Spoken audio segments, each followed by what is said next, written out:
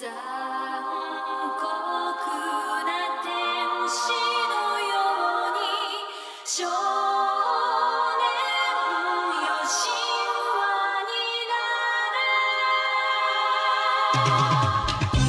れ Gotta testify, come up in the spot looking extra fly. For the day I die, I'ma touch the sky. Back when they thought pink polos would hurt the rock. Before Cam got the shit to pop, the doors closed. I felt like bad boy street team, I couldn't work the locks. Now let's go, take them back to the plan. Me and my Tell mama someone who hopped in cares. Yeah. I don't give a flying hoot about those blank check guys. No? Whoa, okay. Oh, now that we're recording, you're going to I'm be putting on my tough guy. fake persona. faux adversarial against the podcast that does what we do but better and No, funnier. This is the only film review podcast you need to be listening to. That's right. You. Jonathan. Maybe there's somebody. I didn't want to say a friend's name, but maybe there's somebody named Jonathan who listens, and then they'll freak out when they hear their name like that. Yeah. Yeah, it's not that specific of a name, but it's not as like ubiquitous as just plain John. What do you think is the most ubiquitous name? What, in Canada? Sure. Oh, I don't know. I think Daniel. Yeah, there's need a lot of Daniels. Yeah, there's no in your lack life. of Daniels. Yeah, two Daniels. The Daniels, of course, yes. given the Hollywood's highest honor recently. Yes, of course. And that was a huge win for Daniels all over the place. Yes, huge blow for the Josephs. Yeah, I know. When's the last time somebody named Joe won Best Director? Do you think you know? No, I'd have to consult my almanac, my director's almanac.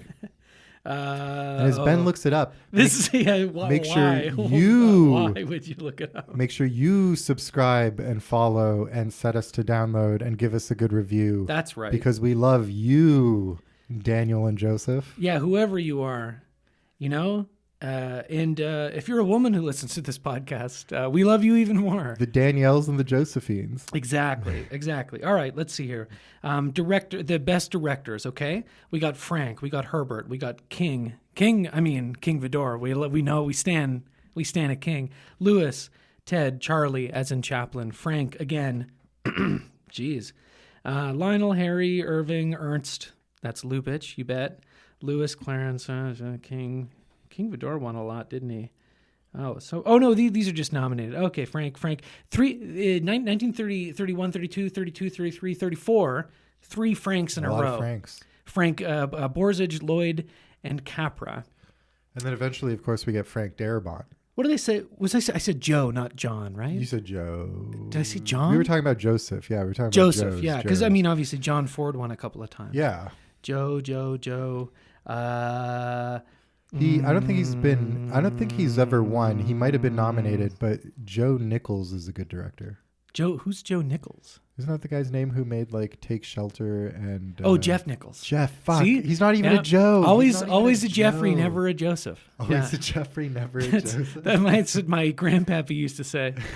He of course. Now and this was the first person who popped into my mind, but I wasn't sure if and when he had won. Joseph L. Mankiewicz, Mank himself, yes. Not the titular Mank from David Fincher's Mank, but the superior Mank. Ben Mankiewicz, the film critic. No, but his grandson. Yes. Which Mank was he? Was he related to? Was he related to Herman? Herman Mank or? I don't know. Ben Mankiewicz. No, they're all related. They're all related. Okay, yeah. Yeah.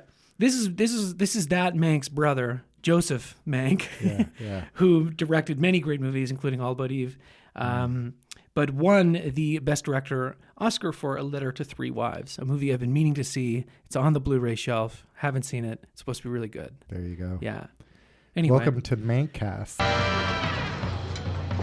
Hello, everyone. Make yourself to home, Mr. Mankiewicz, or shall I call you Herman? Please, call me Mank. Mank.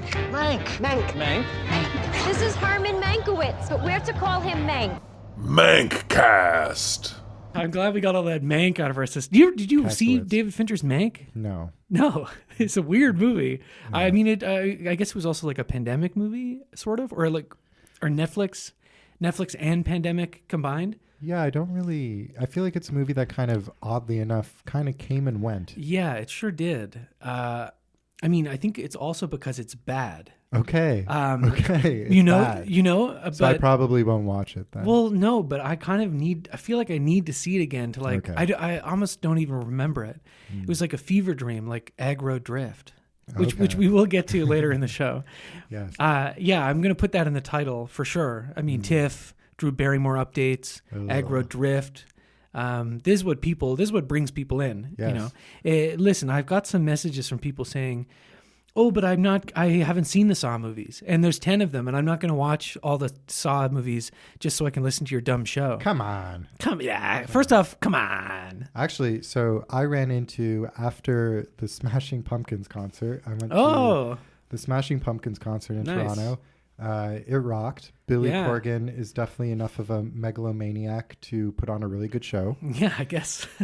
But afterwards, I was waiting for the streetcar, and I ran into my friend Chantel and her boyfriend Andrew, and they were at the Oh. show as well. Yeah. And she is a fan of the pod. Oh, she's shout been out listening. Chantel. She Yeah. said she's been watching the Saws to Great. play along. Oh, great. But She wants to play a game, which is she- to watch movies. yes. But she thought the scariest thing about the whole so far Saw series we've been doing, the 10-part anime, Yes. was your eruption as Business Benny. She was like, he's really pissed. And I was like, yes, he was. Yeah. So we have now verified that at least one listener was disturbed by it. Yes, yeah. Yeah. Mission accomplished. Great. That's great. Yeah. So, I've never met Chantal, so I don't know. But when Shout out to Chantal. yeah, shout outs for sure. When you're saying, she was disturbed, like in what way? Was it like, oh, this is like it was scary to listen to. This seems like a scary person, this seems like a person capable of great violence. I think at one point she would have loved to be a guest on the show, and I think that might have changed. Really? No. Okay. Yeah, I think. Okay. Well, we'll have her on, and I will fly into one of my characteristic rages. Yeah. At the drop of a hat. Yeah. Like it your could be anything. famous Paul Schrader rant. Yeah. What was that about again? Just people not appreciating Paul Schrader. Yeah, I think. mean, lots of people appreciate Paul Schrader. Oh, yeah, right. It was like, if you haven't seen every Yeah. Paul Schrader movie, then you're a fucking worm. And I remember. I have big news for you on that front. Oh, yeah. This past week, I watched Hardcore. Oh, great. It's on the Did you like Criterion it? Channel. I did like it. Yeah. I liked it a lot. Yeah. I really like how Paul, he's such a master of the slow burn, Here's Oh, a yeah. movie that starts with, by all accounts, could be and is kind of a hokey premise. And by the end of it, he's really built up a lot of dread. Like, there's some scenes towards the end where I was genuinely kind of tense and upset by and like freaked out. And I was like, kudos, it takes skill to be able to pull that off. Oh yeah, very much so. Yeah. And I'm definitely watching a lot of those movies like that he made around Taxi Driver. Taxi Driver being I think not only the most noteworthy or famous like film that he's worked on, the one that majority of people would have encountered first, especially young cinephiles. That's like a pretty, when would you have come across Taxi? When you're in early high school or something, right? Yeah. Right. Pretty early on. Yeah. Like, I remember it being, because, on nights, I was an only child. So on nights when I didn't have anywhere to go to a friend's house or anything, I would just sit at home and watch, the movies that they would play on like TVO or the Space Channel or Showcase and stuff. And Sure. I think it City TV even? History TV sometimes showed really good movies. That was the first place I watched Clockwork Orange and the original Manchurian Candidate. Wow. On the Clockwork Orange on the History Channel. Yeah. They were part of a series I remember is called Banned in the Homeland. They were movies that were banned in the countries they were made. Very cool. And I think Taxi Driver might have been an early like TVO. Like, I think it was a Saturday night at the movies. God, I think they canceled that a couple years ago. But I wish they don't know. Right, because you didn't grow up in Ontario. I didn't grow up in Ontario. That makes sense. Yeah, not really. No. Only not really. No. Every now and again. I was around. I was Yeah. kicking around. Yeah. But it was, mostly in Saskatchewan, But anyway, so like quite early on, I probably watched Taxi Driver. And yeah, you do know, you're like, Taxi Driver, this is a movie that I should know about. Yeah. And then you watch it and you're like, this is the movie I should know about? Like, I guess, you know, you don't know what to expect when you're a young cinephile, Yeah, like you said, I mean, going into Taxi Driver. I got really into, like, and this is such a, like, young cinephile, male cinephile, like, trope or whatever of, like, getting really into Taxi Driver at a young age, and maybe not fully understanding, like, some of the like why that may be concerning to like your parents or whatever. Yeah. But I remember that was one of the VHS tapes that like my family had. You know, I obviously wasn't allowed to watch it. And at one point I was like, okay, he's getting into movies, he's allowed to watch like whatever. Not whatever, but almost whatever. Yeah. And I think might have been sick, and I watched it. Like I had like a small TV that had a VHS player in it, okay. In my room, and I remember watching it there, and like obviously not the best format to watch it in, but like blew me away, right? Yeah. And I was just the reason I brought that up is that you know, that being the first, like, and you know, you associate it with Scorsese, you might not even know who Paul Schrader is. Yeah. You know who the director is, right? But then encountering Schrader's work after that, and a lot of the films that have that kind of God's lonely man kind of vibe to them, like writing in the diary, like he's, you know, capable of great violence, for example, like me. You watch these movies, and even if there isn't some sort of cathartic, climactic shootout of some kind, or violent retribution or something, because Taxi Driver is in the back of your mind, it's sort of the template for these films in your mind. I find you're always on edge watching those types of movies, because you know that even if it doesn't end up happening, you know that it's always around the corner, right? Like that type of specific type of the Rolling Thunder ending. And actually, Rolling Thunder's, we should watch that, because that's one that he wrote but didn't direct. And the Rolling Thunder Review with that liar Bob Dylan. Yeah, the charlatan. Yeah. Martin Scorsese too, right? Also, I know. yeah. I actually I got to see that.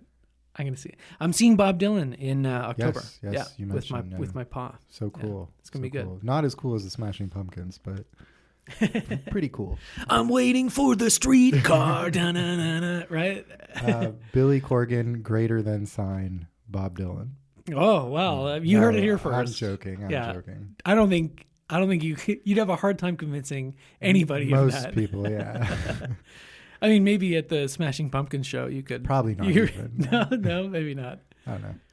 Well, let me tell you something right off the bat. Yes. We recorded the last episode right ahead of time. Thank goodness. Which was good because, as you can tell by this cough, I got COVID. I had COVID.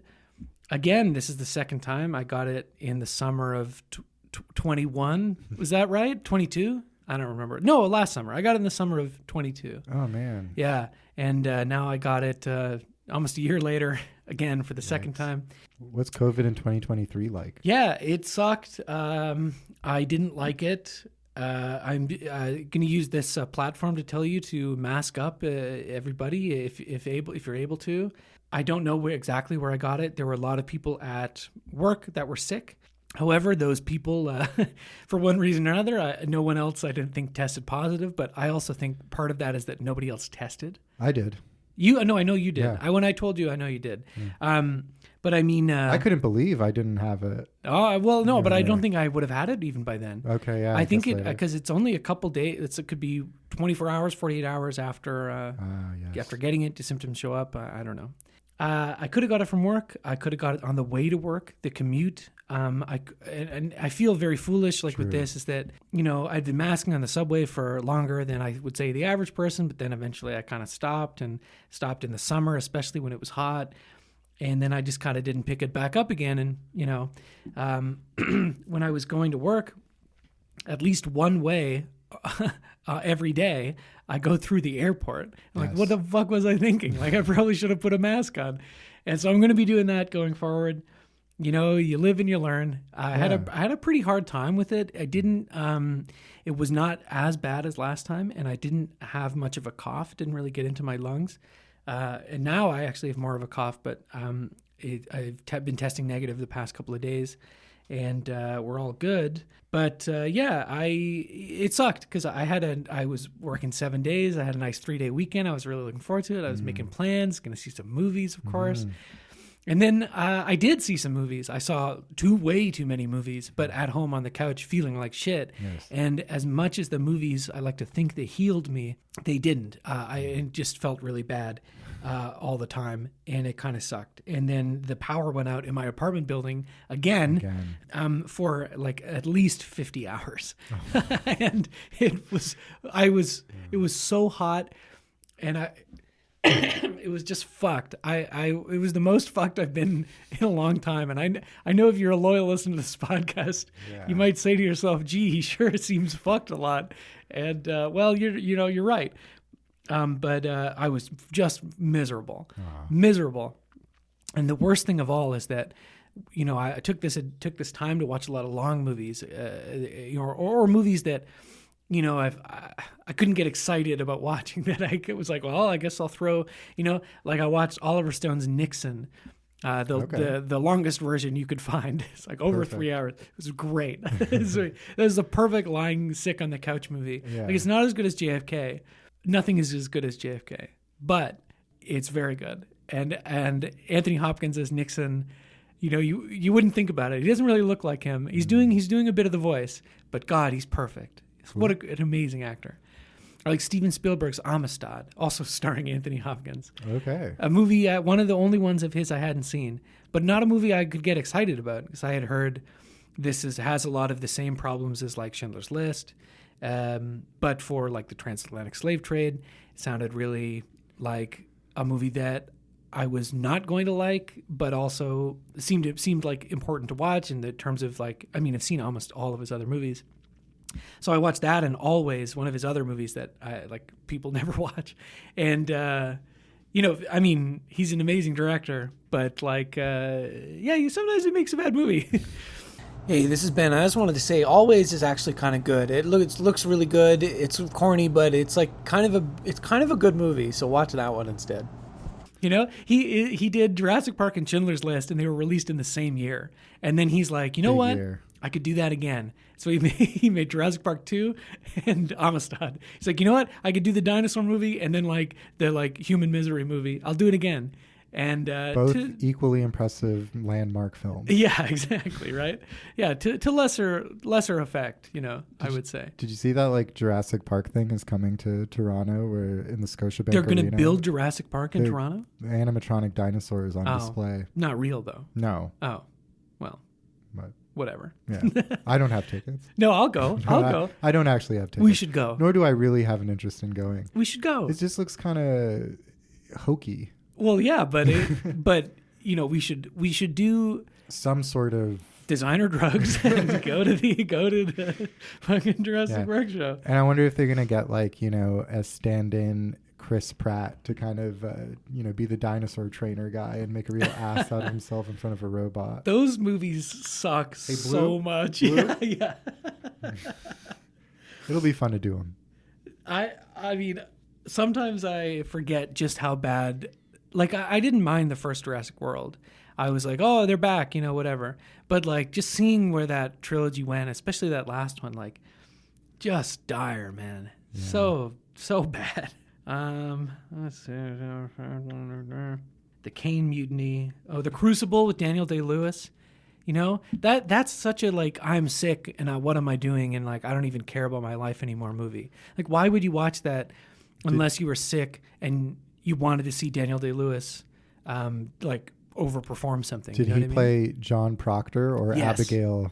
What's her name? No, you're right. He played John Proctor. Yes. It would have been better if he played the girl who freaks causes out? the crucible. Yeah. Oh, wretched. Yeah. Awful. That was Winona Ryder. Oh, really? Yeah. Cool. It's actually not a bad movie. Yeah, I'd watch it. I know. So you're familiar with the play, right? Yes. Yeah. Did you act in it or something? Or? No, we just studied it in high school drama. Oh, okay. Yeah. It's a good play. Yeah. Arthur Miller wrote the screenplay for this movie in the 90s. Yeah, he was still alive, still kicking. Who directed it? Some British twat, I'm sure. Just, yeah. Joe F. Crucible. Joe. Yeah. I was saying this in my Letterboxd review. Like it's a movie you watch in English class, right? Yeah. And I was waiting for Daniel Day-Lewis to like have his moment, like his Oscar moment, and it comes at the very end, where basically, you know, him and his wife have been imprisoned, you know, and they're just like the judges are like waiting for them to sign their confession, saying, and then they'll let them go, like that. Yes, I was doing witchcraft. I was communing with the devil. Blah blah blah. And John Proctor signs it, but he won't hand it over to them. He doesn't want it to be posted in the town square. He signed the confession, but he doesn't want to like hand it over, right? And they're like, well, you have to hand it over. Like that's part of the condition. And then he has this great Daniel Day-Lewis like shouting moment. And when they ask him why, and he says, because it is my name, because I cannot have another in my life. Because I lie and sign myself to lies. Because I am not worth the dust at the feet of them you have hanged. You will Because not. it is my name! Because I cannot have another in my life! It was great. That's really good. Thank you. Just like I was there. It's even though he's doing a different voice, it's very similar to I've abandoned my boy. yeah. I've abandoned my child. That's one of my favorites. Oh yeah. God, he's good, man. Yeah. Anyway, don't watch that movie. Don't watch any more movies. Noroi the Curse. That's some found footage. Ooh. That's a really good Japanese found footage movie. Cool. That was really fun. Some other junk. The movie that it interrupted, that I was watching this, finally, Margaret from 2011, Kenneth Lonergan movie, the guy who made Manchester by the Sea. I was like an hour into the 3-hour version of it, and that's when the power dropped out. And I was more upset about that than anything. You know what I mean? Yeah. And then I didn't go back and backtrack and watch that hour again, but I did finally watch that movie, and I really liked it. I finally I'd like to see watched it again. Dungeons and Dragons: Honor Among Thieves. Oh yeah, what do you think? It was okay. Yeah, it's some laughs. It Right? needed to be funnier. It's not particularly funny. Yeah.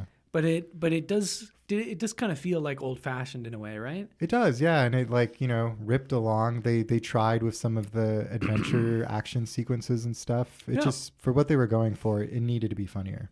Yeah, I know what you mean. Yeah. Maybe they'll make another one. Yeah. I don't think it was a hit. I don't know. I thought it was. Oh. Yeah. Oh. I don't know. I don't pay attention to these things anymore. But anyway, I don't have COVID anymore. I mean, I sort of do, but not really. You just said that looking me in the eye. Yeah. I mean, well, I tested negative. Yeah, no, I'll be fine. Yeah. But I was able to go to my one TIFF day. I had got some tickets to go to TIFF for one day, and I was able to do that and saw some stuff. I could give you the TIFF report if you want. Sure. But honestly, it was a pretty mixed bag. Yeah, that's kind of what it feels like, right? Yeah. Yeah. Well, feel free to top of the mind thoughts. Well, the celebrities were not there. Actually, so I went but to... some of them were. Oh, yeah, I went to one TIFF screening. Oh, yeah. Where'd you go to? I'll tell you in a second. All right. I went with our mutual friend, Ben. Oh, yeah. Yeah, he had tickets for him and his wife. She couldn't go, so he was like, do you want to come see Dix the Musical with me? Oh, nice. How was that? I knew nothing about it, but I Yeah. was like, that's a funny name. And it was at Scotiabank, and as I went up the stairs, the escalator, Ben was at the top, and he was like, Willem Dafoe just walked past me. Ooh. And I was like, no, because I love Willem Dafoe. Of course. And like, if I had been there, I would have totally, sucked it up and been like, Mr. Dafoe, can I suck your mammoth penis? Yeah, of course. He hangs dong. We know. It's verified. But no, apparently Willem Dafoe walked past him, and he's quite short. Oh yeah, no, that's true. I have seen Willem Dafoe actually. Oh, you too? At TIFF, yes, yes. so and jealous. I sucked. Did you yell at on- him? Did you go, I like ye lobster? Yeah, no, it was at the screening of that movie, the Lighthouse, the Lobster House. Yeah. Oh, yeah. It was at the Lighthouse, and he was there with Robert Eggers, and that's one that I took my parents to, and also Jack. Shout out Jack if Jack listens. I like that movie a bunch. It was at That's a the comfort watch. it was at the Scotiabank IMAX. Yeah, that's the where very Dix the theater Musical where was. we saw Apocalypse Now. Yep. Yeah, the classic story. That theater will never be the same. No, Ever since, every time I go there, I have an acid flashback. to Nam. Yeah, Yeah. Yeah. Fum, fum, fum, fum. But yeah, we saw Dicks the Musical as of the recording of this episode. That's the only TIFF film I've seen this year. I didn't really bother getting tickets. TIFF's been kind of annoying this year. Yes, very much so. There were moments in Dicks that I found very, very funny, but it's still a musical.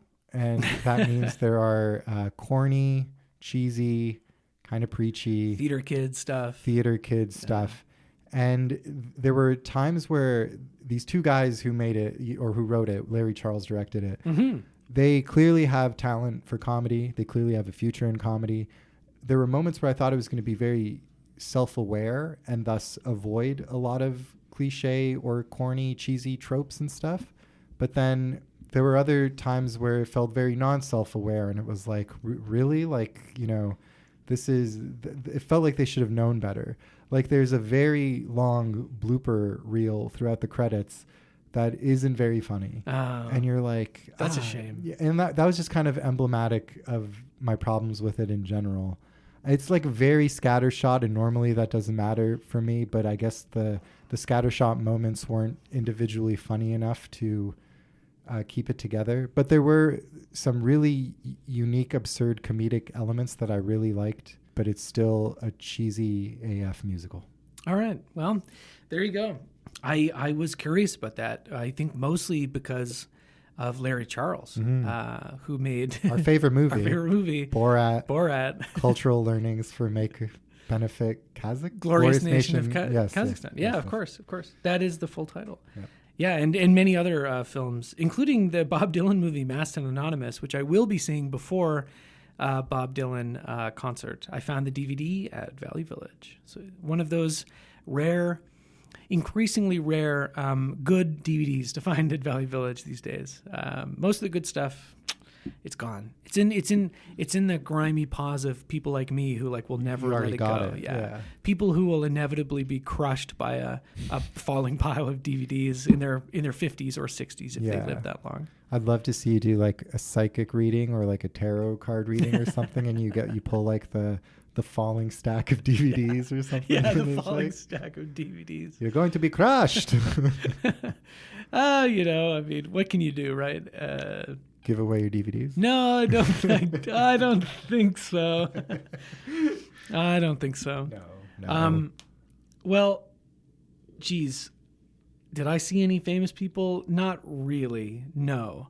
Friend of the pod, past and future guest, Jordan, working at the bagel shop, insisted that George Lucas was there and then left and then came back with Francis Ford Coppola and Adam Driver, and they were there trying to shop around Megalopolis, Coppola's new movie.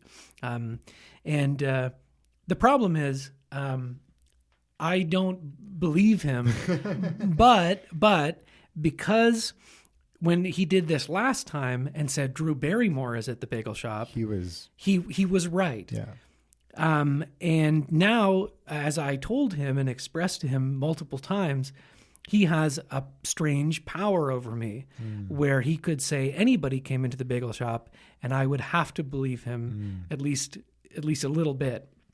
And in that sense, I am an ant under a magnifying glass, and he is the ant bully from the titular animated film Ant Bully. Yes. Yeah, I still don't really know if that's true. He insists that it is. But at the same time, I haven't seen any photographic evidence. And I refuse to believe that if those people, maybe not George Lucas, but if Coppola came in to the bagel shop, I refuse to believe Jordan wouldn't ask for a picture with him, even though I don't think he's really that kind of starstruck kind of person. But it's Francis Ford Coppola, right? Yeah. It's just bizarre. I think you're right in your skepticism. I think maybe this Drew Barrymore thing kind of went to Jordan's head. It might have, And actually, we have an update. Yes, I'll get to TIFF for a certainly second, do. But we've got an update. Drew Barrymore update. Here's the Drew Barrymore update theme song. Donnie Darko? Donnie Darko, yeah. She produced it. You're right. All right, and that's the theme song for the Drew Barrymore update. Thank you very much to Aphex Twin for producing that. Yeah. Yeah, I like his new single has been listening to that. So it's nice that he would reach out, and he's a fan of the show, so it's nice that he'd reach out. What's that single called? Like AEX FL22? Yeah, it's called something dumb. I don't remember. It's like black box recorder, fucking dumb bullshit, stupid British bullshit. Fuck you, Richard. I know. But come on the pod. Come on the pod, yeah. Black box life recorder 21F/inner room 7 F760. It's going to go down as a classic. Yeah. Yeah. I'm okay. Don't worry. Okay. Drew Barrymore has decided to be a scab and start making her talk show again. Well, because she's a journalist. She's a journalist, more than an actor, more than a writer. But of course, producing her talk show is in direct violation of the WGA, and I don't know about SAG, but she is breaking the strike. So, listen, I hopped on a quick call with my friend Drew, and I advised her not to do this. Right? I explained how labor relations work. I explained how strikes work. I explained how people tend not to forget this sort of thing, right? And how there's no need to tarnish her spotless legacy and add a controversy section to her Wikipedia page. But she wouldn't listen. So we're all very disappointed with Drew. I called her magazine. I don't even remember, but obviously I got cropped out of that photo, the Drew Barrymore photo posted to the Bagel Shop page. Wait, what? My boss cropped me out of the photo. Yeah. Hey, your boss who was dating Drew Barrymore. Yeah, my boss who was lusting after Drew Barrymore openly in a very public way, which I believe he regrets now, which is good. Apparently also he listens to the show. So shout out former boss. No disrespect. No disrespect. I mean, a little disrespect, but no disrespect now that, you realize maybe that was like... He dumped her. Well, they're not together anymore. Yeah. So good for him. Yeah. But anyway, Drew Magazine was maybe going to have a small feature about the bagel shop and have a picture of us. But I after this news, I was very disappointed. We were all disappointed. So I reached out to the Drew Magazine people, right? And I asked if I could crop myself out of the photo, any potential photos of the bagel shop visit. So if you see the new issue and I'm not in it, do not be inflamed. Don't get the pitchforks going or anything. Yeah. I cropped myself out. It wasn't my old boss who did it. It wasn't Drew's people. It was my choice to not support Drew Scabbymore, which is what we'll have to call her now. That is very noble and admirable of you. Yeah. And shame on that leech Jordan for remaining in the photo. Yeah. Yeah. Well, if Jordan and, a friend of the show, past and future guest, Alex, the manager of said shop. Was he Alex Prime or Alex? It doesn't matter. Okay. But if he's if they're both in the photo, well, I don't think either of them are SAG WGA members, but they might be. And either way, they should be disappointed in themselves. I would also like to read 2 text messages I got from my dad last night. He said, "Good thing you got cropped." Good thing you got cropped. Looks like Drew B is being canceled. And then the eye roll emoji. And I said, "I know she's a scab. Who would have guessed? Very disappointed in my friend Drew." And then my dad replied, "You dodged a bullet, unlike your uncropped friends." And then he said, "Good podcast material." And now it is podcast material. So very astute text messages from my dad. Very, very funny message to get. You just see how this whole crop thing has been, it's really infected pop culture and the zeitgeist. So everyone's thinking about it. Everyone's talking about it. Not in a million years I thought the whole Drew Barrymore thing was finished. I thought maybe we'd have an update when the magazine came out, if I'm cropped or not. That could be funny. I did not expect her to violate the conditions of the strike and produce her talk show. That was a hard left turn. Like someone told me Drew Barrymore is scabbing. Yeah. And I said, wait, Ben's Drew? Drew Barrymore. Yeah, unfortunately, it was her. Yeah, it's you know, as fucked as I've felt recently, nothing actually, you know, the COVID, the power outage, you know, not seeing Francis Ford Coppola and George Lucas at the bagel shop. Allegedly. None of these things made me feel more fucked, more hollow than this news that my close personal friend, Drew Barrymore, is entering her Scab era, as they would say online. I'm very disappointed, and I just want you to know we don't condone, as much as we've talked about her and how much we love her and her work producing Donnie Darko, and I'm sure other films. We do not condone her behavior, and we do not stand any further. We cancel Drew. Drew has been canceled formally by the show. Wow. Yeah.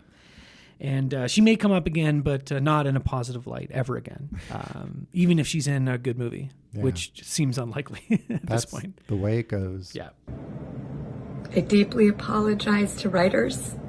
I deeply apologize to unions. I deeply apologize. Hey, this is Ben here. I just want you to know that we recorded this episode before Drew posted her apology video. I've since watched it, I don't know, probably 20, 30 times before she deleted it. Of course, it's still out there if you want to see it. Listen, I'm not an expert on any of this stuff. I don't really know how unions work. I don't know how strikes work. I was just joking around, and you know, I can't help but feel bad for Drew.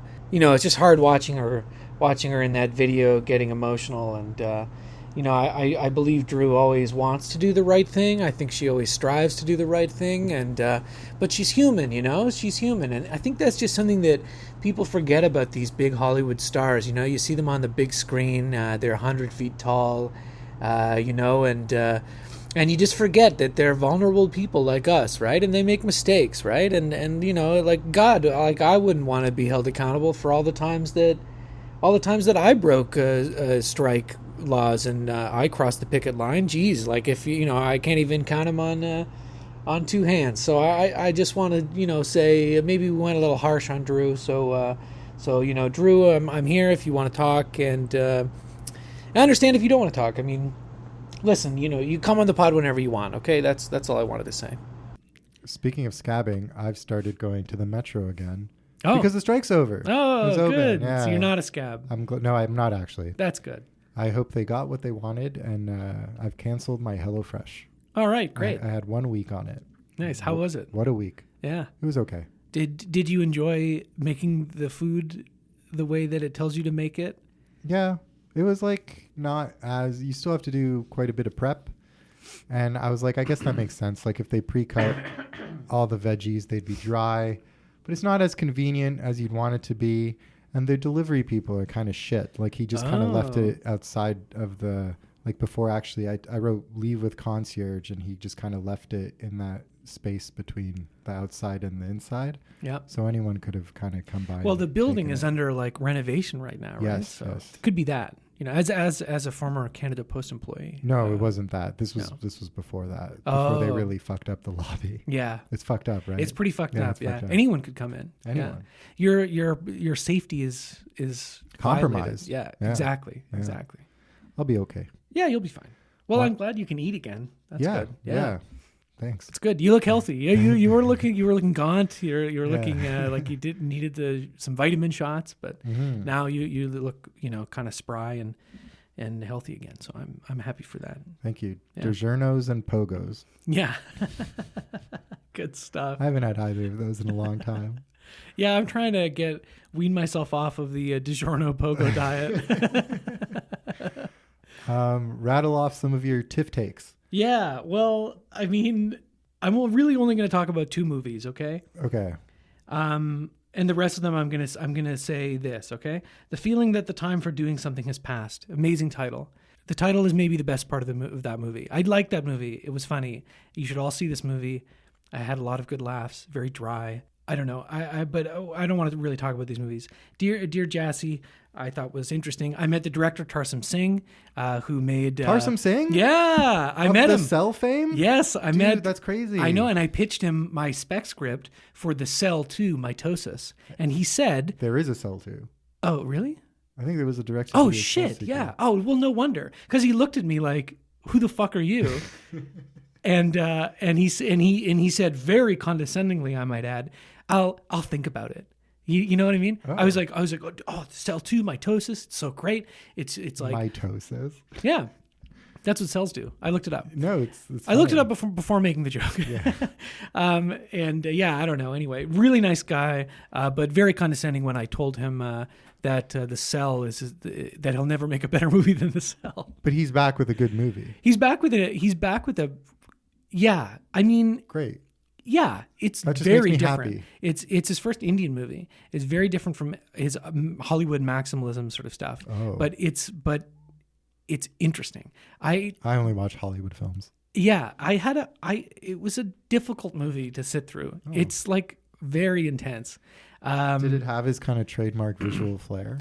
There are many interesting cinematic techniques used in the film. And that's all I'm going to say, because I don't really want to get into any of these movies, because I'm mostly very tired of like I thought I could watch 5 or 6 movies in a day, and then I was like, oh man. Yeah. And Shadow of Fire, the new Shinya Tsukamoto movie. He was there as well. I probably would have had a chance to bother him and tell him I'm going to make Tetsuo the Iron Man's like 4 or 5. Oh, that guy. Yeah, that guy. I've only seen Tetsuo 1. And yeah, it rocks. Yeah, of course, it's a classic. So good. I'd seen a couple of his other movies, but did you see any of the other Tetsuo ones? I actually haven't. We should. Well, I mean, we should do it on the pod. We'll have to do that eventually. I thought this was a pretty good. Cool. Kind of come and see-esque, like post-war nightmare. Great. But love come and see. Again, not a movie that I thought was particularly great. Yeah. I saw 2 experimental films, one in 3D that I thought was cool. And the other one, without naming, I don't want to name these ones because these are Canadian filmmakers. These are. I'll just say the second one, the longer sort of experimental film that I watched, in order to say something that sounds nice but maybe isn't, I'll just say it was rigorous. And then perhaps a little adversarial towards an audience watching it. Yeah. And that's all I'll say about that. Might, if you know, you know. Might be construed as positive. Yeah. Well, I mean, honestly, if you're into rigorous adversarial watches. Well, the thing is, I had not seen other stuff from this director, and I feel like maybe this was not a good one to jump in on, because I know he's made a lot of really interesting movies and acclaimed movies before. And I will also say that it's not that it just made me feel stupid. I was like, okay. It just went over my head. One of those. And, yeah. And that happened. Like Inception. Yeah. Like Tenet. Like Inception, Tenet, Oppenheimer. Yeah. It's just kind of like really academically rigorous, formally inventive, audacious films like the work of Christopher Nolan or this director, who's I don't want to bad mouth. Yeah. And then I got to see this new documentary, probably the movie that I liked the most or could most easily recommend to people. The documentary Pictures of Ghosts from the Brazilian filmmaker, how do you say his name? Cleber Mendonça Filho, I think. And he was there, and I really, really like this guy. I haven't seen all of his movies, but he hasn't made, actually, I think he's only made like 3 other features, maybe 4.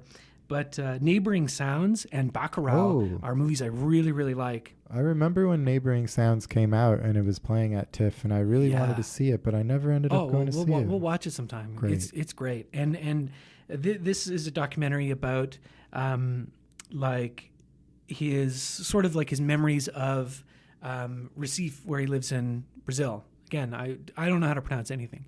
Even though I watched a movie about it, I was just very self-conscious about these things. But that you can look it up. Yeah.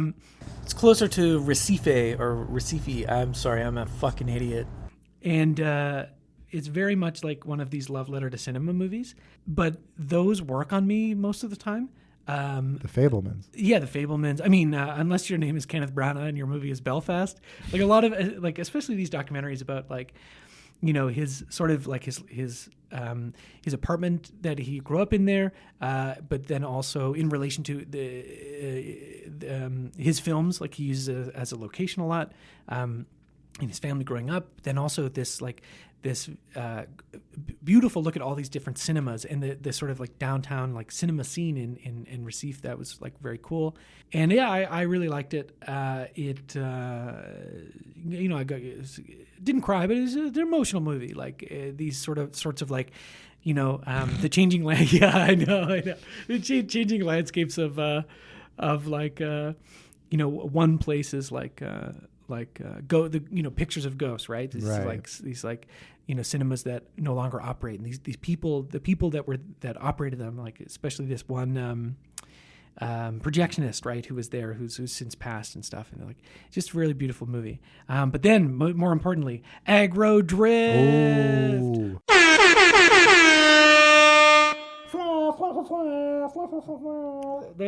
That's the rap air horns. I'm jealous. I'm jealous. I'm a big Harmony boy. Yeah. Yeah. Peace, love, and harmony. I really enjoyed the experience. And now you are blind. Yeah. My brain is fried. And it was at midnight. It was after a long day of these movies. I was pretty tired. I had one of the illegal, banned in Canada by whatever Canada's FDA is, Prime energy drinks, the Logan Paul. Yeah, they're banned, right? But you can still get them at fucking convenience stores, right? I thought maybe Harmony Korine was selling them to the No, maybe, yeah. No, so a lot of people were high, including people who I don't think do drugs a lot. Great. Because there were people there who were like definitely having a bad trip. Yes. Which is very funny. That's including awesome. So I went with Catherine. We were on the balcony, and some other friends too. So, Owen was there. Owen's brother, I don't remember his name, Lily, etc. Shout outs to all. And it was a great time had by everyone. You know, yeah, people were definitely doing edible weed foods. Yeah. And but there was one guy next to us. We were on the balcony, the front row of the balcony, and there's a lot of vertigo in like this Royal Alexandra Theatre, right? Yes. Where you only get to see movies during TIFF. The rest of the time, it's plays. Ugh. Jan, what, like The Crucible? Yeah, boring. Because it is my name. Because it is the only one I've got, or whatever he says. Oh, great. Yeah. I just watched that clip. Yeah, cool movie. Stupid, really fucking dumb, like video game movie. That despite only having, you know, like an energy drink and one Tylenol, I felt very high. Cool. And this guy next to me, like, at the end of the movie, you know, I think he probably was he's probably on acid or something or other, because he looked over a lot at us, and then was also at the end of the movie when we were getting up, he was like, "Oh, don't you think this railing should be a little higher?" Because the you could easily flip over, right? He was on the cusp. He was on the edge for Poor sure, guy. for sure. But he had a good time. Everyone had a good time. Harmony is insane. The movie is really dumb. I loved it. I'm excited to see it again. It was funny to see it in like a Midnight Madness, because that, you know, the home of like horror, action, genre stuff, right? Where people are like, that audience, I always try to go to one or two of these a year. That audience is like very interactive with the movie. Like they're clapping along with all the kills. They're like, you know, when the movie has like a let's go moment, everyone's like getting really excited and like, here we go. And the thing about Aggro Drift is that like, it's like none of that shit happens. Like, It's a Harmony Korine. It's a Harmony, movie, yeah. It's trash humpers. It's spring break and beach bum aesthetics and trash humpers, like formerly, trolling, right? Thermal vision. Yeah, exactly. Yeah, and so there were a few times where it looked like, okay, maybe the action's about to kick in. Maybe the badass assassins are about to fight. Maybe there's going to be a huge gun battle. And you could hear people being like, yeah, let's fucking go. And people starting to clap, and then nothing happened. And it was awesome. Yeah, it was awesome. Just like like people trying to start up like a some type of audience excitement. And then it's just another scene of a guy driving around being like, I'm the world's greatest assassin. I love my wife so much. I love my kids. Yeah. Like they wanted to will it into the shape of something more mainstream or predictable. But at the end of the day, I mean, that's kind of what I love about Harmony Korine. Yeah. His movies are whatever like fever dream Harmony Korine wants to make at that time. Yeah, even if that fever dream is like, I'm going to make a bunch of like GTA 4 or 5 cutscenes, day glow or whatever, and and like nothing really happens. Yeah, it's great, really really fun.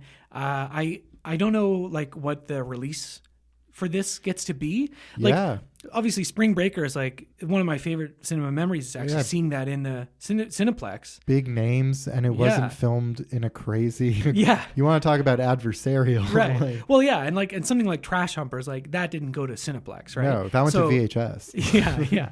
So I don't know.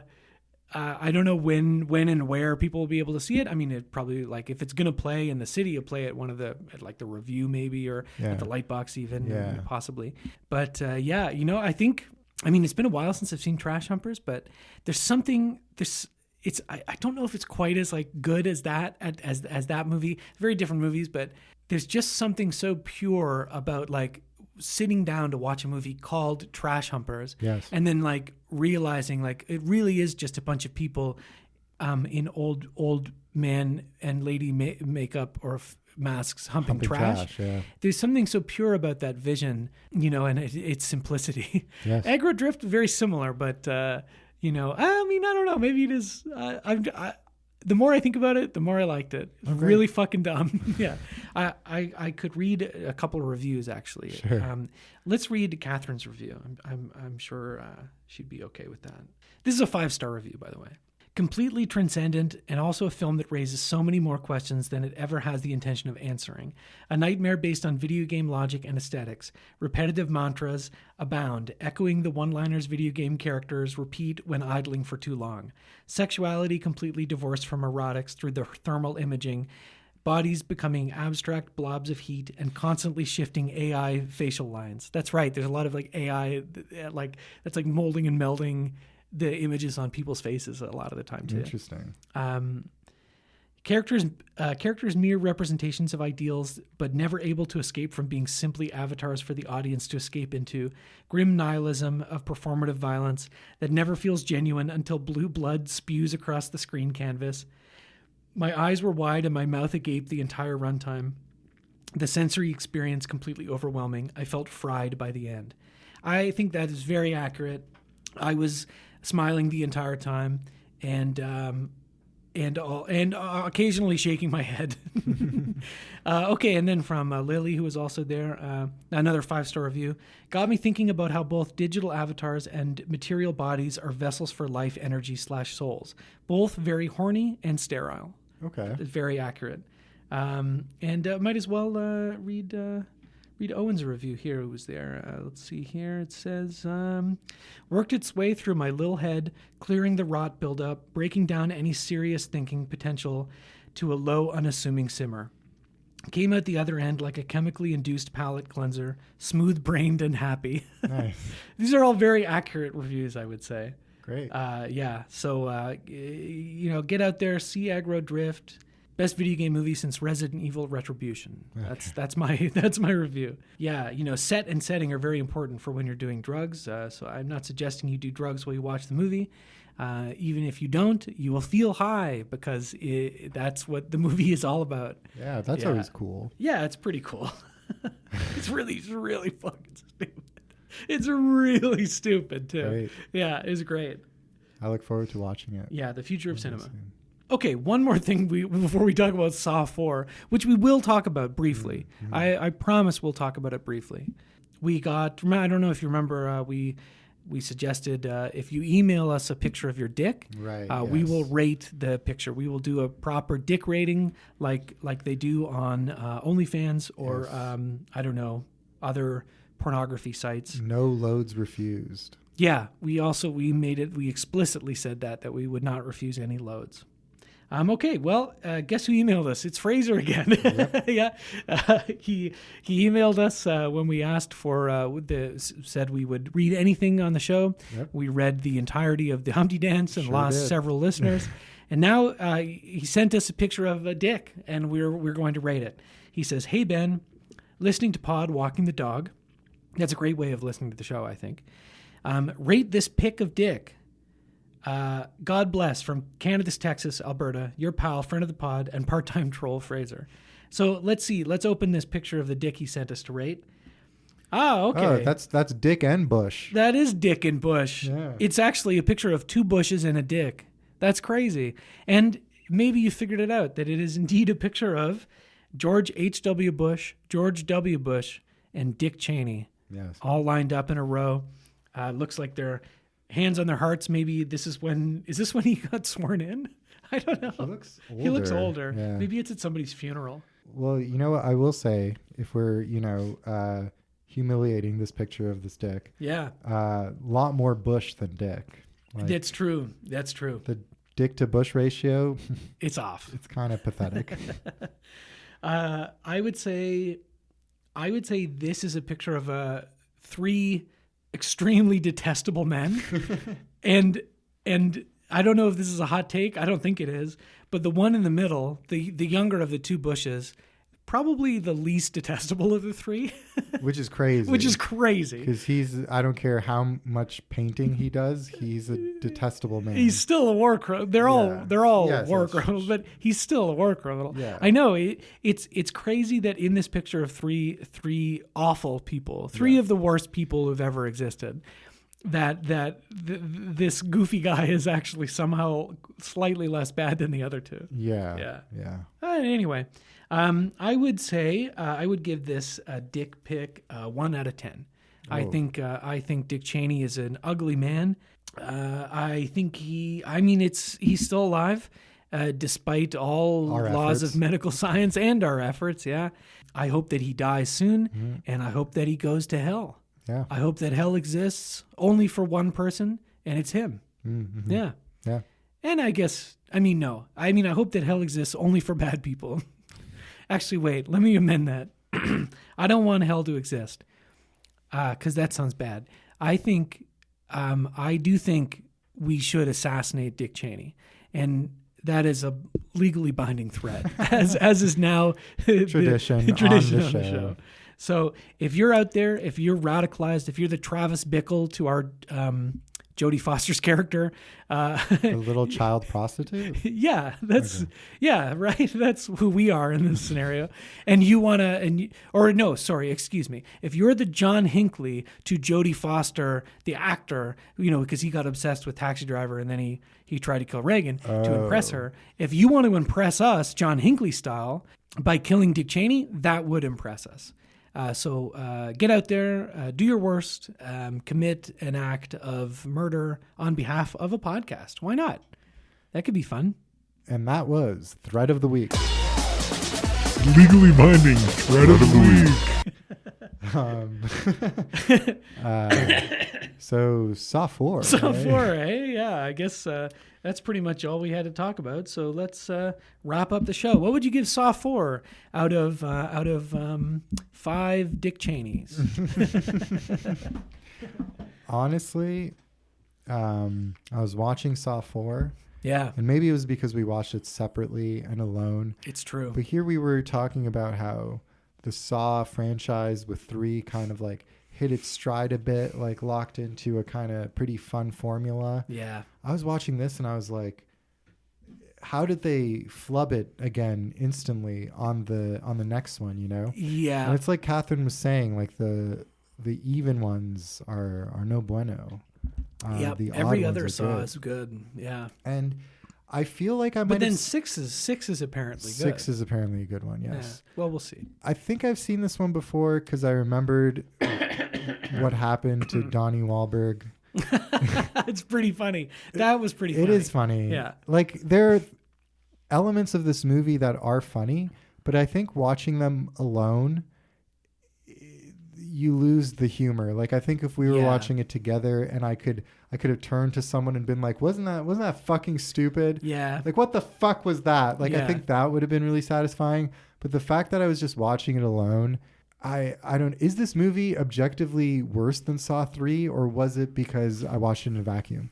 This is a good question. I think it's worse than Saw 3. I probably think so too. Yeah, but I agree. It was not fun to watch it. These are not necessarily fun to watch on their own, like even some schlocky horror sequels can be. Absolutely. These Saw should be a communal experience. You should have someone next to you to go, oh, like gnarly, or like, oh, so stupid, or whatever, right? What makes this movie worse? I don't know. I think, I think the quality of the traps are worse. Yeah. I think also the thing that made Saw 3 so funny is, for me, Jeff's Odyssey. Like the character of Jeff and how stupid that whole setup is, and what a strange otherworldly performance Angus McFadden gives. Yeah. And how the traps are integrated into that, I thought was more interesting than how they are integrated here. Oh my God. Right? Which is to say they're not particularly. Well, one of the things that kind of pissed me off about this movie and kind of prevented me from enjoying it as much was and I think Catherine queued us up for this. Yeah. But the moral quandary or the lesson this guy's supposed to learn is right. so stupid. Yes. So he's a cop and he just really wants to save people. Yeah. Like, you know, he's always bursting through the door. Like he's one of the cops who arrives to the scene of that woman from Saw 3 who gets her ribcage pulled out Dina or Meyer, whatever. yes. And, you know, his superior is always like, don't go through like insecure doors or something like that. Yes, because as we know, there are other booby traps and so on, right? Yeah, but he cares and he wants to save people, and for that he's put through his own odyssey. Yeah, his Officer Rigg, or Detective Rigg, right, is his name? Right. And I've forgotten. Yeah, I had to look it up, of course. Yeah, his odyssey. I guess, you know, he really is the Jeff of this movie. Jeff is the Jeff of this movie. Well, Jeff is in this movie, and Jeff is the Jeff of this movie. That's true. And that reveal is very stupid. It's also. so stupid. It's very funny. It's so stupid. But it's not as funny as the whole Saw 3 reveal. No. Let me see here. Okay. So his crime is being a cop who's, like, I guess, too obsessed with the case of Jigsaw. Sure, yeah. Yeah. When Jigsaw's talking to him through Billy, he's always like, your obsession. Mm-hmm. Your obsession. It's like his obsession is good. Yeah. He cares. All the people around him, all of his partners and colleagues are getting killed in saw traps. So, of course, he's obsessed with it. You know what I mean? Yeah. Yeah, true. Right? And that's also part of the weird moral angle. It's Jigsaw is like, it's like everyone around you is dying. I've killed everyone you love. Yeah, but he makes it sound like it's his fault. It's like, it's not his fault. Yeah. It's your fault. Your obsession has driven you to, like, I don't know. Yeah. But of course, when we get to the reveal of who is actually, because Jigsaw is dead and Amanda is dead. Yes. And we find there's a different person who is now taking up the mantle of it. What's very funny, right, is I know Catherine had mentioned this earlier. It's like, okay, in Saw 3 we get the first look at Hoffman, right? Yes, Big Daddy Hoffman. Yeah, and like Hoffman, Hoffman is Philip Seymour Hoffman is coming back and is going to be like a big part of the franchise going forward. But so I kind of assumed, okay, well, Hoffman is going to take over. Hoffman is going to be involved in the Jigsaw thing in some way or another, like maybe in like 5 or 6. Yeah. And this movie will be like we'll be learning about Hoffman. It'll be like Hoffman's Odyssey of some kind. Yeah. And no, like Hoffman is like not really in this movie that much. He's kind of like He's a John MacGuffin lying or in whatever. the puddle Yeah. in the first one. He's there. Like he's one of the stakes of the final trap is this Yeah. guy has to go through all these tests, and at the end he's going to find Donnie Wahlberg and Hoffman, and he'll get to save them both. Yeah. Or whatever. But of course Hoffman reveals that he is Jigsaw. Yeah. And he's the man standing up in the pool of blood And saying game over. Yes. They all know they all know when to say game over and how to say it in the same way. Yeah. Yeah. So that's funny. Like I was waiting for something dumb like that to happen. And that was kind of fun. But it doesn't pack much of a punch really. Cause it's No. like, I don't know. Well, it was funny because, so remember in Saw 3 when it kept going back to Jeff and we were like, oh yeah, Jeff. Oh yeah. This has it like almost even worse. Like there's so many dumb subplots or things they show Yeah. you that like when they get back to the traps, you're like, oh yeah. Right. But they right. always cut back to fucking Donnie Wahlberg, who has his broken foot. Yeah. And they say he's been missing for 6 months. Yeah. So he's got the beard. you think this begins like right after Saw 3 so that this takes place, there was 6 months between Saw 3 and Saw 4, but then they pull the rug out from under you for that for some reason. I don't know why. But anyway, they always cut back to Donnie Wahlberg, and his foot is in a cast, and he's standing on a brick of ice on a noose, and he's slipping. And once the ice melts, he's gonna suffocate, and the ice is gonna drip down to like a chair area where Hoffman is tied to a chair, and it's gonna set off like some electrical wiring that's gonna electrocute Hoffman to death. Yes. And they always cut back to the shot of just Donnie on the ice and Hoffman on this chair. And I was watching that and I had to laugh to myself because I was like, that is me and Ben. I was like, That's great. that should be like if the franchisees had That's like funny. a guiding image, it would be Donnie Wahlberg and Hoffman. Of course, you're the Hoffman in this situation because, like Jigsaw, you were the one who suggested the podcast. You're the master. Game over. Game over. So true, bestie. Yeah. Yeah, that is so true. At the beginning, right, we see A graphic autopsy. a graphic autopsy, yes, with the skin over the face pull, to get to which of course is a reference to the landmark Stan Brakhage film, The Act of Seeing with One's Own Eyes from 1971. Of course. Which I know Darren Lynn Bousman is a huge fan of. Yes. There's lots of great in camera scene transitions, right? Oh my like some of the God. other ones, and they're for the most part like okay, whatever. It doesn't really add a lot to the story, but there's one that was very funny.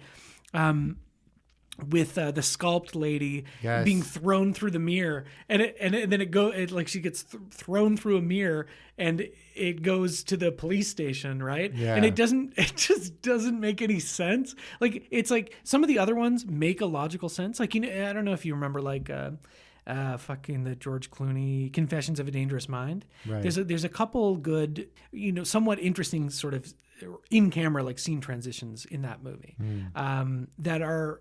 A little showy, a little like, oh, look at me, I'm George Clooney, I can direct a movie too, kind of whatever. But they make like a logical sense, like in the movie. In this one, they sort of do to connect like some of the interrogation scenes that are happening at the police, precinct or whatever, and then some of the torture scenes. But that one doesn't make any sense. Like it's just for show in a way that did make me laugh out loud. Well, the ones during that. So one of the first people he encounters on his Odyssey is a woman whose hair is being pulled back in a ponytail till eventually scalps her. The scalping machine, The scalping machine. And the ones during that, like the cuts are so bizarre because they're literally just cutting to like random police procedural like, hey, look, the fingerprints are a match. Yeah. And then like back to like the police officer like will put the paper down and the woman's like face is behind the paper with like her hairline like sprouting blood and stuff screaming. Yeah. It's absurd. it feels like the movie is constantly explaining itself to you. Oh yeah. Constant flashbacks to remind you, like, do you remember who this is? It's really Do you funny. remember who this is? And I mean, I guess when you don't watch them one a week like a psycho who has a podcast, True. You may need some remembering, but I don't know. It's so stupid. I'm not sure if you noticed this, but the great Canadian character actor Julian Richings in a brief cameo. He's like, I think he's credited as Vagrant, but he's just like very briefly in one scene.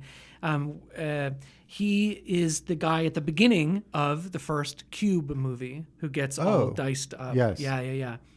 So you see him in there. So shout out to Julian Richings. Another Come on the tied to pod. Cube. Yeah, of course. The B plot in this one is, I guess, about Jigsaw's like hot ex-wife being interrogated. Right? I also made a note that she was hot. Yeah, she's hot. I mean, well, I think it's. Let me be clear. The reason I would make that note is because not particularly because she is like particularly attractive. It's because in comparison to Jigsaw, yes. she seems like she's out of his league. He's batting above his average. Yeah. And way to go. Yeah. Yeah, no. Good for him. Also, she's also like younger significantly. And yes. Yeah. I just and the funny thing about the flashbacks to Jigsaw before he starts going crazy and killing people, he's still kind of acting like he's like a psycho. Yeah. He still seems like a total like nut and like a really weird guy who no one would love. Yeah. And so it's just weird that they're like having a baby together, Totally. Anyway, she suffers a miscarriage because a drug addict named Cecil slams a door in her belly. Yep. And so Cecil is one of the first. There's a ton of flashbacks, kind of Jigsaw's origin. And Cecil's one of his first kind of victims, right? Yeah. Cecil gets put in a trap where he has to push his face through through a wall of knives. I actually like that one. Me too, because there's something so like brutally simple about it. Yeah. But we actually see the origin of the stupid fucking pig mask. Yes. Because Jigsaw's following him to chloroform him to put him in the trap. And there's the Chinese New Year celebration for Year of the Pig. Yes. So there's just that's right. That's so stupid. So there's a bunch of like pig masks on display. And he just kind of grabs one, and then I guess he liked, stalking this man wearing a pig mask. So he decided he's going to make a very disturbing one with like long hair. Yeah, well, the ones that he grabs are like cartoony, right? Yeah. So he decided to make them slightly more realistic. They kind of like the monsters in The Village, with the red cloak and everything. Yeah, and similar to that, like there are moments where there was a moment where you see someone wearing. It's when he walks in and the woman whose hair is in that scalping trap, she's wearing a pig mask at first. Yes. When he walks in, you see the pig mask. They want to scare you. They play like a weird animal grunting pig noise. Yeah. And it's like, what is that? Like, is that it's diegetic? Funny. Like, I mean, I could, yes. Yeah, like she's making like, like it's weird.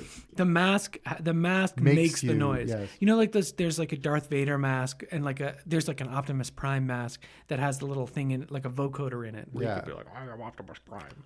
Or when it's like the movie The Mask, and when you wear the pig mask, you become pig creature. Yes, it is like the movie The Mask. Yeah. I can't wait till we do that. And Son of the Mask. Son of the Mask with Jamie Kennedy. Huge movie.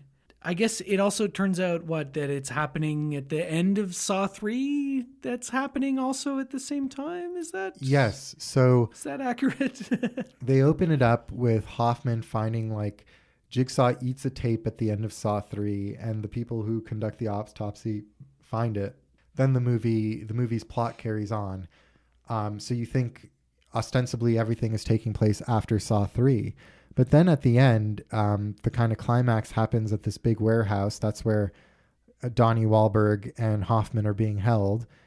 And who else do you see skulking through this warehouse but fucking Jeff? So it's like this is taking place concurrently with Saw 3. Yes. Why? It's funny. That stuff is funny. Like any of the time, and I know it gets crazier from here. All of the timeline twists are funny because they are so inconsequential to like anything else, basically, right? Yeah. Like, does the fact that this is happening at the same time mean anything to you? the audience, right? Does it reveal anything interesting?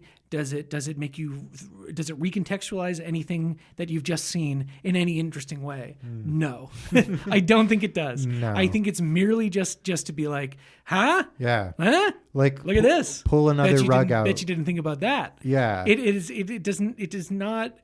Like normally when there are twists like this in a movie, like temporal twists, temporal pincer movements, if you will, Tenet style, it forces you to recontextualizes what you have just seen. It forces you to think back through the movie and question everything that you've seen in its temporal relation to anything else. And in this, it doesn't. It's just like, oh, okay, fine. Like, I guess. Yeah. I wasn't expecting that. You're right, but it's meaningless. It's meaningless. It's all for show. Yeah. A lot of this movie is meaningless. Mm-hmm. So after the autopsy scene, or maybe before it, I don't know, after, we get like the first trap of the movie, and it's two dudes who are chained to this thing that's kind of pulling them closer. And so one guy has his eyes sewn shut, and the other guy has his mouth sewn shut. A classic hear no, see no evil. Jigsaw is the kind of guy who would buy the monkeys, like covering the see no evil, speak no evil. He for sure has like a poster like that somewhere in his office. Yeah. And he's like, it's pretty deep. Like if you actually think about it, it's pretty deep. And then he also has like the naked women with their backs turned, and on each one's a Pink Floyd album cover. Classic. Yeah. Oh man, I remember.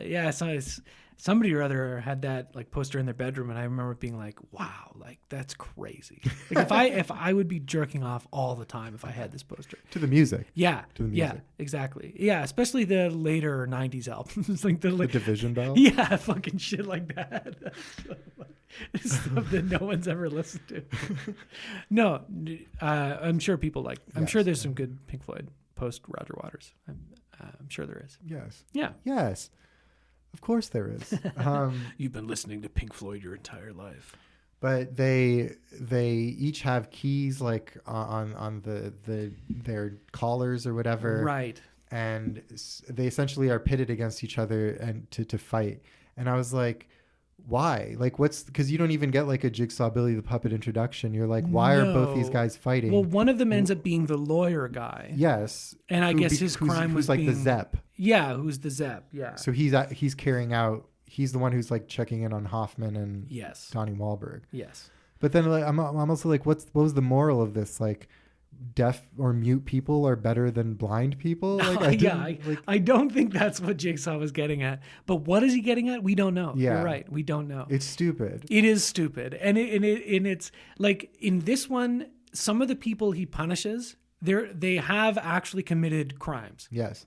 Later on, there's another trap. Riggs' Odyssey is like he has to go through and basically like step into the shoes of Jigsaw. It's like feel how I feel. So he basically is like just encountering a bunch of different traps, similar to Jeff, right? Yeah. But it's not so much like it's a slightly different like reasoning behind it. Yeah. It's not like these people have wronged you, Jeff. It's more like he's doing it so he can save Donnie Wahlberg and Hoffman. Right. Yeah, exactly. With the twist being that if he had not saved them, they wouldn't have died, which is also really dumb. The whole like Saw flashback at the end. It's like putting all the pieces together. It's basically the lesson is like you were too good of a cop. Yeah, you should have been less good. You should have worried less. You should have taken your vacation time. It's also similar to like the Donnie Wahlberg lesson. Like if you had just sat and talked with me, they would have been okay. But like he gets that makes more sense. That makes more sense. Yeah, because he gets sent on an odyssey. Yeah. With the final location being where they're held. Like what? Now he's just supposed to like hang back and wait for the time to run out. Like he's literally just had to murder people for this crazy old guy. How could he have done that? Right? Yeah. It's crazy. But at one point there's this like a hotel manager, Ivan. And Ivan. who's like a serial rapist who has like a rape room in his hotel. Yes. And you see all this video evidence of him doing it. It's awful. And his trap is his trap is that he's strapped to a bed and he has the controls in his hands to gouge both his eyes out with like little ice pick things. or his limbs will be ripped off. I don't know, something like that. No, Anyway, that's it. whatever. Yeah, that's pretty much it. And so that guy is and I can't remember exactly every reasoning behind every trap, but that guy makes that's a bad guy. That's someone who deserves to have their eyes gouged out and limbs ripped apart. And it's funny that when I saw that, I was like, okay, maybe now the Jigsaw's dead and it's moved on and Hoffman is helping, and I'm sure the plans are all laid out, the dossiers, etc. But it seems like he's punishing people who deserve it a little bit more, instead of some of the ones in the past where it's people where he loves to just punish people who are addicted to drugs or people who are depressed and suicidal. You know what I mean? But that's not really the case because then why is Riggs in a exactly trap? Yeah, and even the lady in the scalping machine, Brenda, She's a prostitute. Yeah, exactly. I don't like sex worker. workers. Yeah, you know what I mean. And then when he saves her, she was apparently told this cop's going to come save you, but then he's going to use these photos of you to put you in prison or something. So then she runs for a knife that she knows where it's hidden to kill him too. Yeah. This movie just had they all do, but this movie especially had such just a bleak, weird worldview of humanity and stuff. Catherine was right about that. Yeah. That this maybe is the most morally bankrupt sort of, but not. Calling it morally bankrupt makes it sound more interesting than it actually is. Right. It's just dumb. It's kind and of not in the good aggro drift way. Yeah, it's angsty in kind of a cringe way, not in a cool way like the movie Angst. Yes, or in a based way like the movie Aggro Drift. Yeah. In the dichotomy cringe and based, it is unfortunately falls on the cringe side. Yes. Yeah. Well, let's talk about what trap you think maybe you could survive, because we've got the eyes sewed shut, mouth sewed shut, chained to the guys together through the machine key on the back of the blind guy's neck. Crime unknown. We don't know why. We got Brenda, lady in the scalping machine, right? The crime, being a sex worker.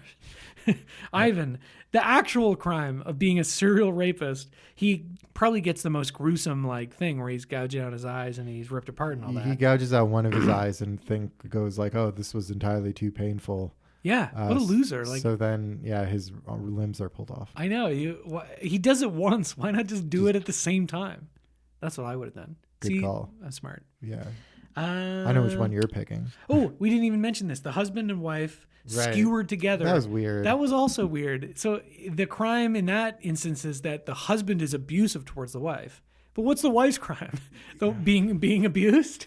You know what I mean? And they've got arrows going through each of them. Or not even arrows, skewers. Yeah, literally, big metal skewers, yeah. And she had to pull them out or something. And then that one crime scene photographer gets skewered in the face. Yeah, by accident. By accident. So that doesn't count. And then, of course, Cecil's crime, Cecil's trap from the past. He has to push his face through a wall of knives. Knife-face chair. And his wrists are being slit too, right? So he could. Yeah, he has to push it to escape before he bleeds out. His crime, of course, being a drug addict and also accidentally causing a miscarriage of Jigsaw's baby, Gideon. So seems like a bit of a personal angle on that one. Yeah.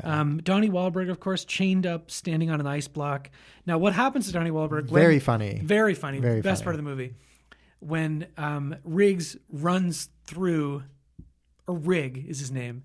When Rig runs through the door, which he was explicitly told not to do. Stop by going Hoffman. through unsecure doors. Yeah, stop rushing head first into the action to be a hero when you should be smart, like me, Hoffman, who's now Jigsaw, right? I guess, I don't know. Yeah.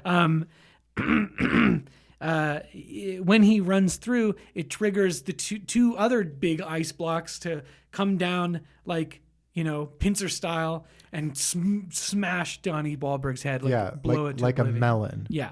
And they do. Yeah. It's so funny because the whole very funny. You're like, why is he in a noose on a block of ice if you're literally just going to crush his fucking head? I don't have an answer. But it is super duper satisfying when those two blocks come down and just absolutely pancake his stupid Wahlberg face. Because the whole movie, when they cut back to him, he's like drooling and just kind of complaining and being like, I just want this to stop. And like he tries to fight back. And at one point he tries to strangle himself. And they're like, hey, if you do that, you're going to kill this other guy, Hoffman or whatever. Yep. But he's just, and they cut back so often, and you're like, oh yeah, there's Donnie Wahlberg drooling and moaning. Yep. And then when they just explode his head, wow. Yeah, beautiful moment. Like, it's funny that I knew Donnie Wahlberg was coming back. I thought maybe he'd be have something more substantial to do. No. Like you said, he's standing on the ice block, and we cut back to him just standing on the ice block many times. And then I don't even know if he has many lines. He's just kind of like groaning. Yeah, and then his head gets Gallaghered, and that's it. Yeah. And he's gone. I mean, I'm sure he'll be back. But I don't know. Yeah, it's just not. I agree with your initial assessment that watching it alone, not having the three of us on the couch having a laugh at Saw 3, it's different. It's not the same vibe. But I do think this is worse than Saw 3. Not as bad as Saw 2, and obviously worse than Saw 1. Yeah. So it's now entering into the ranking. Let me see here. Where's my Saw ranking? I have all these Saw rankings. There you go. Yeah. 4, the second worst. 2 is still the worst for me. Yeah. I probably agree with that. Probably somewhere aligned. Yeah. Yeah. If, I don't know, out of 5 aggro drifts, what would you give this movie? Oh. This shit has nothing on aggro drift. Yeah. Yeah. Okay. If you don't like aggro drift, now I'm going to go on my rant, okay? If you don't like aggro drift, you're a fucking idiot. Okay. Yeah. Okay, so instead of that, how many doors out of 5 would you bust through to rate this movie? I paid attention to this movie and I learned my lesson, and I'm not. So Sorry. Which trap would I do? I would easily do the policeman rig. I would do his Odyssey, because I would. Instead of doing anything, when you wake up in the whatever trap room or wherever he is, I don't know. It's also geographically sort of inconsistent, isn't it? He's like at home first. And he has to go around the city. I know, it's weird. But you never see, like, there are no exterior shots. There are very few exterior shots in these movies, which is great, which is part of the charm, that it's all just some fucking warehouse in Toronto. Yeah. I would do his job. Just like in Saw 3, I would do Jeff, because I would be chill about it and normal about it. Yeah. Would you, same thing? No, I want to murder someone who has their eyes sewn shut. Yeah, but then you have to keep doing. Then I have to be the Zep. The Zep okay, of no, the thing, okay, right? Screw that. Yeah. Okay, probably just Riggs Odyssey. Yeah, the scalping machine isn't so bad. Yeah, like I mean, we have short hair. I'm losing my hair anyway, so yeah. Might as well get it over with. Why not? Why didn't he just shoot her hair? I don't know. He shoots the machine and then it makes it go faster, which is always funny when something like that happens. Yeah, because like her hair is kind of like in a really tight like ponytail, so it's all concentrated. Do you think he could have shot her hair? He's looking for scissors, but wouldn't a bullet like tear through her hair? I wonder. That seems risky, doesn't it? Well, I mean, yeah, sorry, you're right. She's getting scalped. She's in a scalping machine. She's in the scalping chair. Yeah. Interesting. Yeah. Also, what do you think? Should we have the scalping chair instead of like, to like replace barbershops?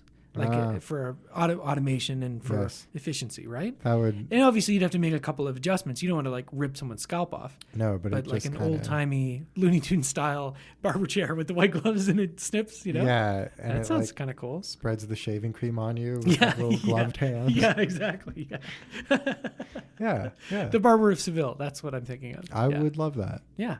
We should do a Looney Tunes series. Every Looney Tune. Back in action. Yeah. The Space Gems. No, but every single short. Oh. It's like hundreds and hundreds. Yeah. No. And of course, all the racist ones. Well, those shorts are very good. You've heard it here first. Alex is of the mind, the same mind as Reg Hart, famous Toronto cinephile and pervert, pedophile as well. Okay. Yeah, a file of many types. Great. And he's still kicking. You can go to his house. It's not that far away from here. We could walk there right now. And a lot of the times he'll show movies. Most of the time he'll give talks about the Shroud of Turin. He'll give talks about the perils of Islam, and he'll give a talk about the banned Looney Tunes. He'll show you only the racist Looney Tunes. Well, I don't even know if I've seen those. And I'm not even the guy who hangs out with this fella. I didn't say I hung out with him. I said I've been there a couple of times, and I think he's a fascinating guy. But again, this is more of Will Sloan's territory than Important Cinema Club style. You know, he has had more interactions with Reg Hart, for better, or for worse. For worse. Definitely for worse. Yeah. Strange man. I haven't seen the racist Looney Tunes cartoons. Good. But the ones I have seen were good. Yeah. I mean, the cartoons I've seen in general, not the racist ones. That's right. Yes. Yeah. Well, in the ones that aren't in the like band 7 or whatever, however many that like they don't release anymore. There's plenty of racism in the like all the regular ones that are on. No. Yeah. No. Well, No. No, you're right. You're Yeah. right. You're right. We sign off on anything Bugs Bunny has done and will do in the future. Yeah. Yeah. He's got a pass. He's got a pass. That bunny's got a pass. Yeah, but we stand, cool guy, bipolar, queer, like Yeah. yeah. He ticks all the right boxes in our book. So, anyway, Saw 4, bad movie, and how many doors would you knock Oh, down? 0? Because you learned your lesson. Yeah, I mean, I learned my lesson, but realistically, 1. Yeah, I'd kick open 1 door out of 5 to watch Donnie Wahlberg get his head smooshed. Just to see what's in there. Yeah. Anyway, yeah, fucking sucked. Yeah. Didn't like it. No. Didn't like it. Saw 5. It's an odd numbered one. Could be good. Be good. I'm excited for 6. 6 is kind of like our Ghost Dimension. It's been hyped up, and I hope that it delivers, Yeah. But 6 was like hyped up by an outside party, whereas Ghost Dimension was our own kind of. We were hoist by our own petard, if you will. We were, yes, very much so. And of course, we know the etymology of that now. Thank you to Will, but also Maxim. Yes. Yeah. Well, join us next week. I will continue not to have COVID. I'll probably feel even better than I do now. Yeah. And Alex will have COVID, but it'll be a new strain that is not contagious, but that also makes his skin fall off. Yes, that I will have picked up in Detroit. Oh, yeah. Where are you going to Detroit? Friday. Nice. What are you doing? Seeing Death Grips. Oh, yeah, right. Yeah, I've seen footage. When are they playing Toronto again? On the 18th. Okay. Yeah, I am also going to go see Death Grips. Yeah. Yeah. That's going to be fun. So we'll eventually we'll give you the Death Grips report. Yeah. Yeah. We're just a couple noited boys. Yeah, I stay noited. I've been known to stay noited from time to time. Yeah. I have seen footage. Yeah. And I'm also in your area. Yes. Yeah. It goes. Guillotine. Yeah. I would also say culture shock, fuck yourself, kill yourself, and have a nice night.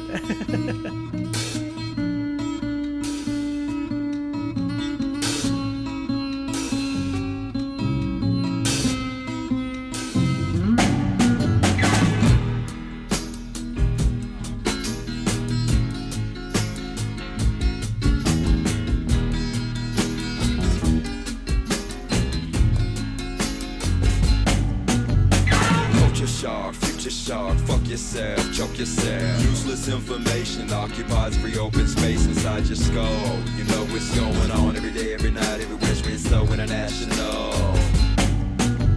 Upside down cross in a jumbotron. Wait up, hold on. Blowing anthrax off my palm. Say what? You're wrong. Switch.